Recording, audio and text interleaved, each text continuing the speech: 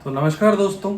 आज जब देश आज़ादी के 75 वर्ष के जश्न में डूबा हुआ है, पूरा देश में जश्न का माहौल है, तो उससे एक दिन पूर्व मतलब 14 अगस्त 2022 को जो आरएसएस के एक वरिष्ठ विचारक हैं इंद्रेश कुमार, उन्होंने एक बयान दिया, एक सभा के अंदर बयान दिया कि देश में जो विभाजन हुआ है उसका कारण महात्मा गांधी थे।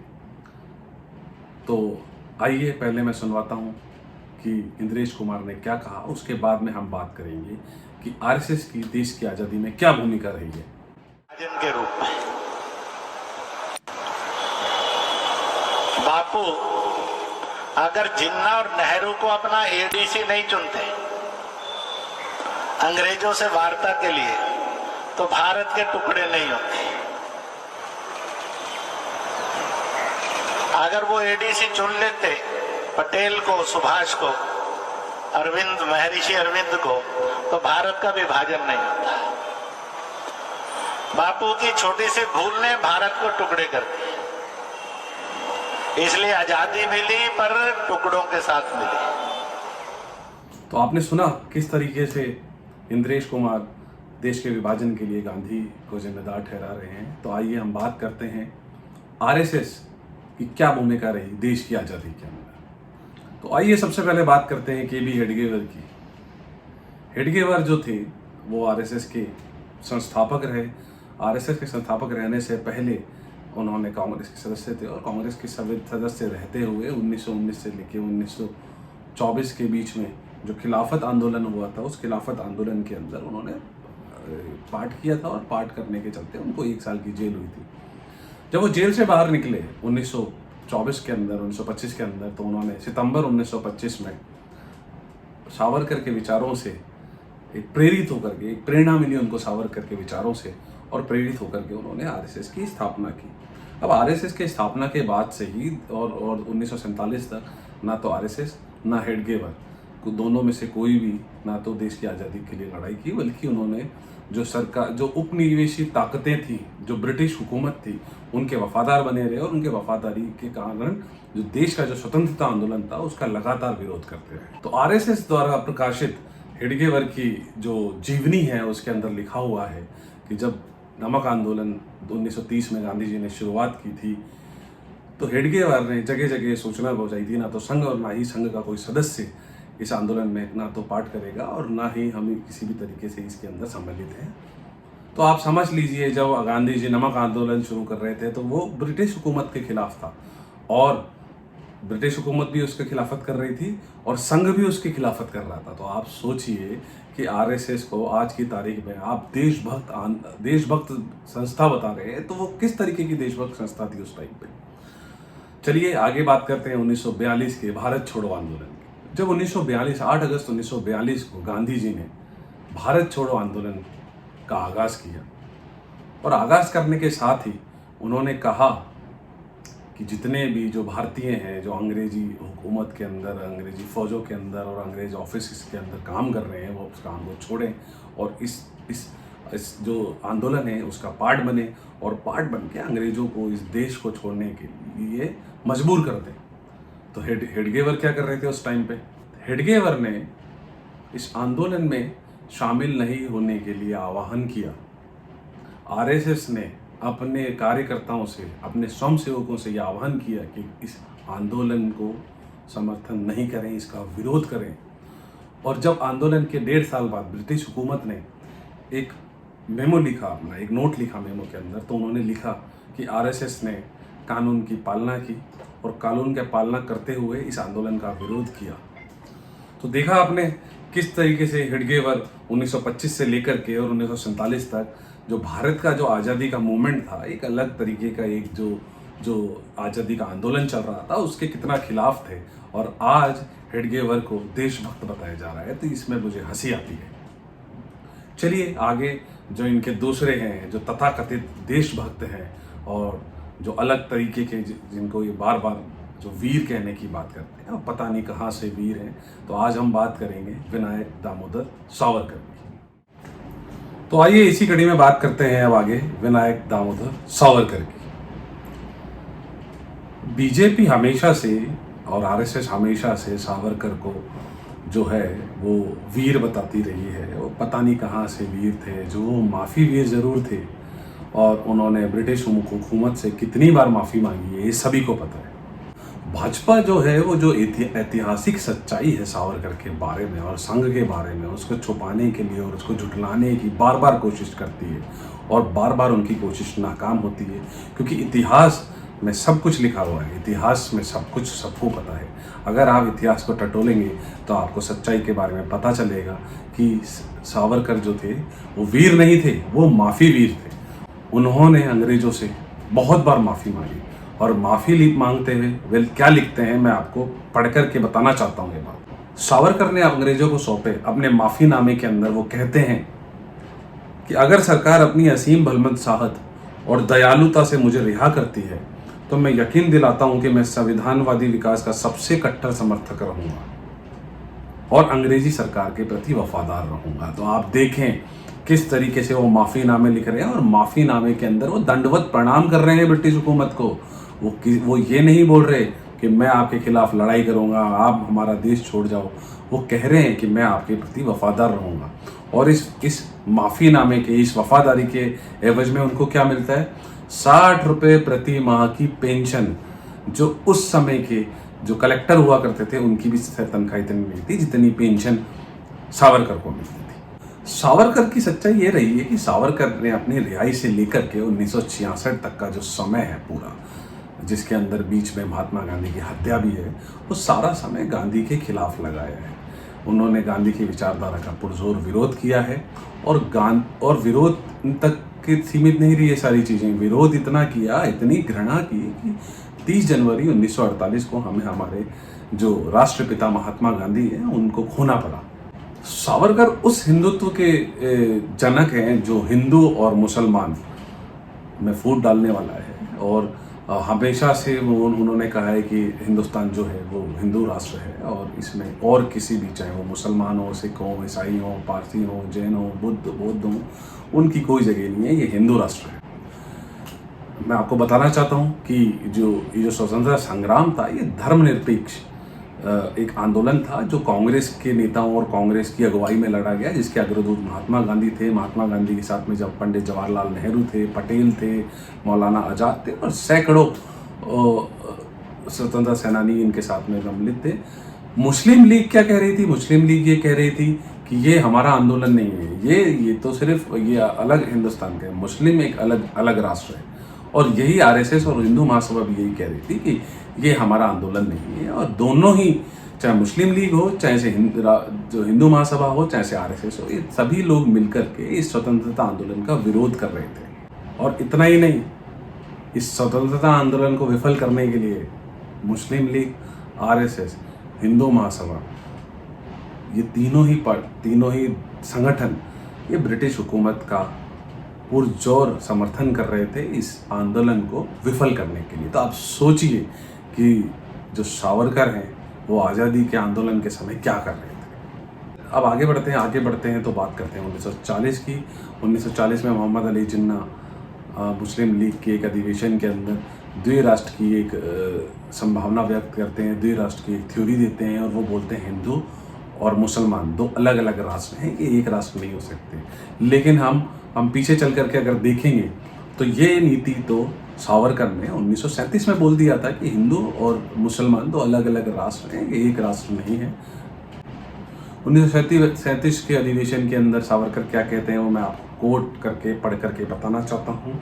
वो कहते हैं भारत को एक एकात्मक और समरूप राष्ट्र नहीं माना जा सकता है। विपरीत भारत में मुख्य रूप से दो राष्ट्र हैं, हिंदू और मुसलमान। अब आप देख लीजिए कि जो देश के विभाजन की जो नींव है वो सावरकर और जिन्ना इन दोनों ने मिलकर के रखी थी। जो इनके जो आज के जो वंशज हैं, जो आरएसएस के जो तथाकथित अपने आप को जो देशभक्त मानते हैं और देशभक्ति का सर्टिफिकेट बांटते हैं, वो महात्मा गांधी को विभाजन का दोषी दे रहे हैं।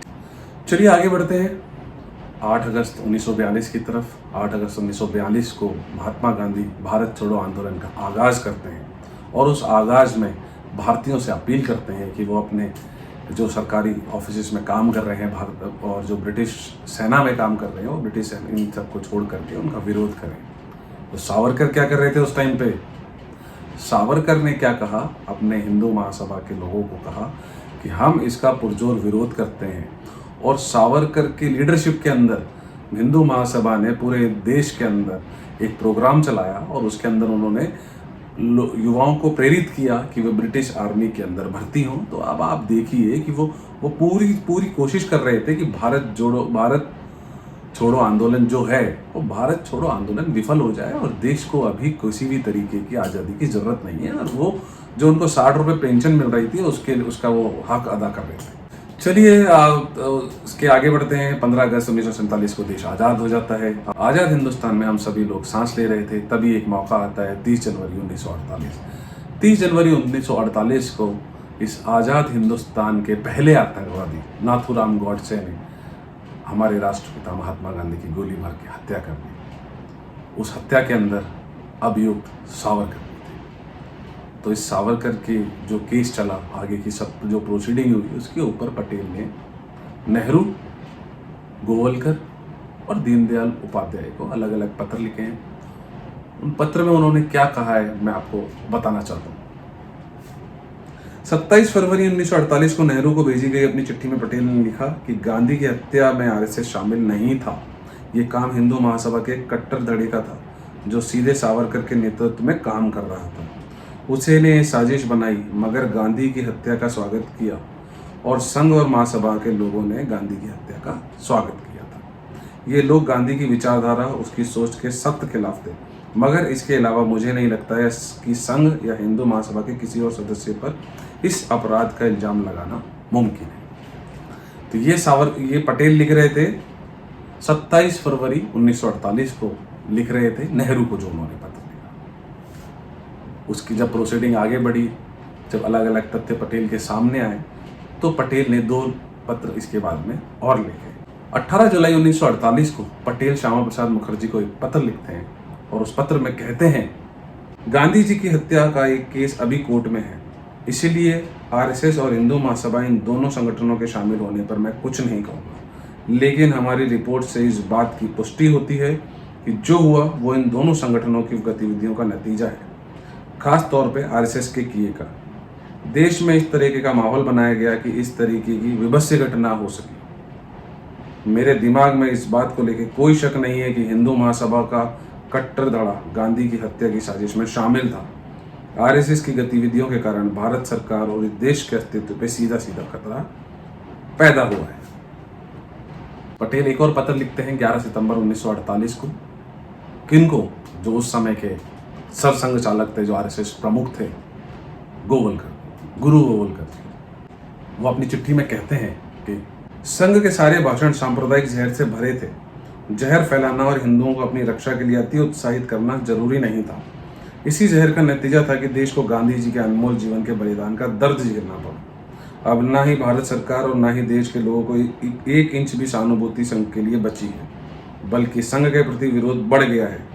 विरोध तब और बढ़ गया जब गांधी जी की हत्या के बाद संघ के लोगों ने खुशी जताई, मिठाई बांटी। ऐसी स्थितियों में संघ पर कार्रवाई करना भारत सरकार के लिए अनिवार्य हो गया था। तो आप सोचें कि पटेल आरएसएस को बैन करते हैं। पटेल कहते हैं कि आपकी जो नफरत भरी जो चीज़ें थी, नफरत भरी गतिविधियां थी, नफरत भरे जो बयान थे गांधी के लिए, उसी के परिणाम स्वरूप गांधी की हत्या की गई। और आज के आरएसएस के लोग कहते हैं कि विभाजन के लिए गांधी जिम्मेदार है। तो इसके आगे आप सभी को पता है कि सावरकर अपनी जिंदगी में किस तरीके से रहे, और सावरकर, हिंदू महासभा और आरएसएस कभी भी अपने माथे से इस कलंक को नहीं मिटा सकती है कि गांधी की हत्या में सावरकर के साथ साथ हिंदू महासभा और आरएसएस भी सम्मिलित थे। अब हम आगे बात करते हैं इनके एक और महापुरुष की, श्यामा प्रसाद मुखर्जी। श्यामा प्रसाद मुखर्जी को ये अपना आदर्श मानते हैं। नेहरू जी ने भी उनको कांग्रेस पार्टी से नहीं होते हुए भी, देश की आज़ादी में योगदान नहीं होते हुए भी, नेहरू ने अपनी पहली जो मंत्री परिषद बनाया उसके अंदर इनको मंत्री बनाया और कश्मीर मामलात का मंत्री बनाया। श्यामा प्रसाद मुखर्जी वही इंसान थे जो अंग्रेजी हुकूमत में विश्वास रखते थे और आज़ादी की लड़ाई के बिल्कुल खिलाफ थे। बंगाल के जो अंतरिम सरकार बनी थी उसमें उप मुख्यमंत्री थे, और वो अंतरिम सरकार किसके साथ बनाई गई थी? मोहम्मद अली जिन्ना की मुस्लिम लीग के साथ मिलकर के। तो देखिए दोस्तों, जो तथाकथित अपने आप को राष्ट्रभक्त बता रहे हैं, जो अपने आप को तथाकथित बताते हैं कि आज़ादी की लड़ाई में उनका योगदान रहा है, तो वो लोग तो बंगाल में मोहम्मद अली जिन्ना की पार्टी मुस्लिम लीग के साथ मिलकर के सरकार चला रहे थे और उप मुख्यमंत्री थे उस सरकार के अंदर। देखिए, सोशल मीडिया कमाल की चीज़ है। पिछले दिनों सोशल मीडिया पे एक पत्र बहुत वायरल हो रहा था। उस पत्र, मुखर्जी ने पत्र लिखा था अंग्रेज गवर्नर को, जिस पत्र से ये साबित होता है और ये मालूम होता है कि वो अंग्रेजों के तो पैरोकार थे ही थे, वो हिंदुस्तान की जो आज़ादी का जो मूवमेंट था उसके भी खिलाफ थे। 26 जुलाई 1942 को मुखर्जी ने एक पत्र लिखा अंग्रेज गवर्नर को, और उसी के रहमो करम पर आगे चल के बंगाल में एक अंतरिम सरकार बनाई। अंतरिम सरकार किस किस ने बनाई थी? हिंदू महासभा ने और मुस्लिम लीग ने मिलकर के। तो हिंदू महासभा के अध्यक्ष उस टाइम थे सावरकर, और मुस्लिम लीग के अध्यक्ष थे मोहम्मद अली जिन्ना। देखिए, जो दोनों ही हिंदू महासभा और मुस्लिम लीग दोनों ने मिलकर के सरकार बनाई बंगाल के अंदर, और उन्होंने देश की आज़ादी के लिए कोई योगदान भी नहीं दिया। और यही दोनों पार्टियां, यही दोनों संगठन इस देश के विभाजन के लिए जिम्मेदार हैं। आगे बढ़ते हैं, कुछ और तथ्य श्यामा प्रसाद मुखर्जी के बारे में जानते हैं। 1942 के अंदर जब महात्मा गांधी ने भारत छोड़ो आंदोलन का आगाज़ किया, तो बंगाल के उप मुख्यमंत्री थे श्यामा प्रसाद मुखर्जी, और जो हिंदू महासभा के नेता थे और मुख्यमंत्री थे फजलुल हक, जो कि मुस्लिम लीग के नेता थे। इस आंदोलन के चलते महात्मा गांधी, नेहरू, पटेल, मौलाना आज़ाद और अनेकों जो आंदोलनकारी थे उनको जेल में बंद कर दिया गया। कुछ जो समाजवादी नेता थे वो इस आंदोलन को चला रहे थे। तो उस टाइम पे मुखर्जी ने एक अंग्रेज गवर्नर को एक पत्र लिखा। उस पत्र के अंदर वो क्या कहते हैं मैं आपको बताता हूँ। उस पत्र में उन्होंने कहा कि अंग्रेज गवर्नर को कि किसी भी सूरत में इस आंदोलन को कुचलना ही है। मुखर्जी ने अंग्रेज हुकूमत की पैरवी करते हुए अंग्रेजों को भारत के लिए अच्छा बताया, और वह उस समय आज़ादी की लड़ाई की जरूरत को नहीं समझते थे। उन्होंने कसम खा ली थी कि किसी भी हालत में इस आंदोलन को बंगाल में आने नहीं देंगे। मतलब वो देश के स्वतंत्रता आंदोलन के खिलाफ थे। मतलब साफ है दोस्तों, श्यामा प्रसाद मुखर्जी भी इस आंदोलन के खिलाफ थे। तो वो देश के जो स्वतंत्रता आंदोलन है उसके भी खिलाफ थे। अगर वो देशभक्त होते तो अपनी कुर्सी त्यागते, अपने उप मुख्यमंत्री की कुर्सी त्यागते, और इस देशभक्ति का जो देशभक्ति से ओतप्रोत जो आंदोलन चल रहा था उसके अंदर पार्टिसिपेट करते और देश को आज़ादी दिलाने के लिए सहयोग करते। लेकिन उन्होंने ऐसा नहीं किया। उस टाइम भी आरएसएस के और हिंदू महासभा के नेताओं को तब भी सत्ता प्यारी थी और आज भी सत्ता प्यारी है। अब आज जो हर घर तिरंगा, घर घर तिरंगा जो अभियान चलाया जा रहा है, तो मैं आपको एक सच्चाई और बताऊंगा आरएसएस की, कि वो तिरंगे के बारे में उनके विचार क्या थे, देश की आज़ादी से पहले, देश की आज़ादी के बाद। आरएसएस ने अलग अलग समय पे तिरंगे के बारे में अपने विचार व्यक्त किए, लेकिन मुख्य तौर पे 14 अगस्त 1947 पे जो उनका मुखपत्र आता था, ऑर्गेनाइजर जो अंग्रेजी का जो मुखपत्र था, उसके अंदर उन्होंने लिखा है। और उसके अंदर वो क्या लिखते हैं मैं आपको पढ़ के बताता हूँ। वे लोग जो किस्मत के दाव से सत्ता तक पहुंचे हैं, वे भले ही हमारे हाथों में तिरंगा थमा दें, लेकिन हिंदुओं द्वारा ना इसे कभी सम्मानित किया जा सकेगा और ना ही अपनाया जा सकेगा। 3 का आंकड़ा अपने आप में अशुभ है, और एक ऐसा झंडा जिसमें 3 रंग हो वह बेहद खराब मनोवैज्ञानिक असर डालेगा और देश के लिए नुकसानदेह होगा। देखिए किस तरीके से इस तिरंगे को अशुभ बता रहे थे 14 अगस्त 1947 को, और आज इस तिरंगे के ऊपर राजनीति कर रहे हैं। तिरंगे पे राजनीति नहीं होनी चाहिए, देश के प्रतीकों पे राजनीति नहीं होनी चाहिए। इस देश के जो स्वतंत्रता सेनानियों ने अपने प्राण त्याग करके इस तिरंगे की रक्षा की है। राहुल गांधी जी ने पिछले दिनों एक फोटो लगाई थी नेहरू जी के साथ। नेहरू जी उसमें तिरंगा थामे हुए हैं, तो वो इसीलिए कि तिरंगा इस भारतीय राष्ट्रीय कांग्रेस ने लेकर के आए, इस तिरंगे को अपनाया, इस देश का प्रतीक चिन्ह बनाया इस तिरंगे को। मैं दावे के साथ कहना चाहता हूँ, आरएसएस और प्रधानमंत्री मोदी जी से भी अपील करता हूँ, भाजपा के लोगों से अपील करता हूँ कि अगर आरएसएस के लोग, हिंदू महासभा के लोग, सावरकर, हेगड़ेकर, श्यामा प्रसाद मुखर्जी, दीनदयाल उपाध्याय देशभक्त थे, तो आप एक फोटो उनकी तिरंगे के साथ डाल दीजिए। जो तिरंगा उन्होंने अगर अपने हाथों में थाम रखा हो, मैं गारंटी के साथ बोल सकता हूँ कि आपको फोटो नहीं मिलेगी। इतिहास के पन्ने पलटिए और ज़रा देखिए इस विभाजन के लिए कौन जिम्मेदार था, आरएसएस की जो जहरीली विचारधारा थी या कोई और। जय हिंद, जय भारत।